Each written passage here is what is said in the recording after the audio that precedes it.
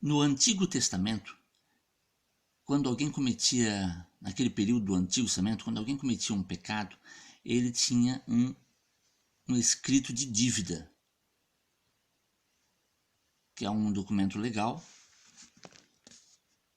palavra no grego, xerografon, quer dizer, um documento escrito à mão, com caráter legal, assinado pelo devedor. No Antigo Testamento, para a pessoa se livrar desse simbólico aqui, desse escrito de dívida aqui, de forma simbólica, né? Desse pecado, dessa dívida, ele tinha que cumprir as ordenanças estabelecidas pela lei cerimonial, que determinava que ele tinha que pegar lá um cordeirinho, sem mácula, né?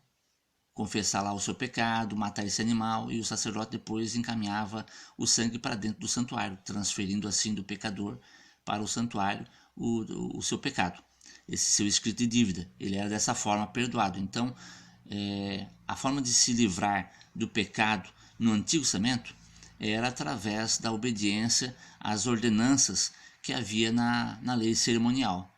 Agora, quando Cristo remove esse escrito de dívida na cruz do Calvário, essa lei cerimonial, essas ordenanças, elas deixam de ser necessárias na atualidade. Colossenses, no capítulo 2, o versículo 14, diz assim: tendo cancelado, falando de Jesus acerca do perdão dos nossos pecados, tendo cancelado o escrito de dívida que era contra nós e que constava de ordenanças, o qual nos era prejudicial, removeu inteiramente, encravando na cruz. Quer dizer, o escrito de dívida, nosso pecado, que era contra nós, o nosso pecado era contra nós, ele foi removido inteiramente na cruz. Colossenses 2,14 não está dizendo que nós não devamos obedecer à lei de Deus. Está dizendo que o nosso pecado, nosso escrito de dívida, ele foi cravado na cruz.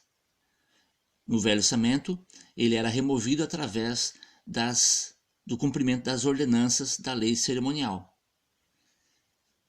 O qual nos era prejudicial aqui refere-se ao escrito de dívida, e não às ordenanças, e não aos mandamentos da própria lei cerimonial. Também não eram contra nós.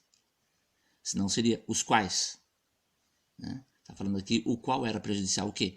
O nosso pecado, o escrito de dívida, aquela dívida que deveria ser sanada de alguma forma. E Cristo removeu-a inteiramente, encravando-a na cruz. Anote aí em sua Bíblia.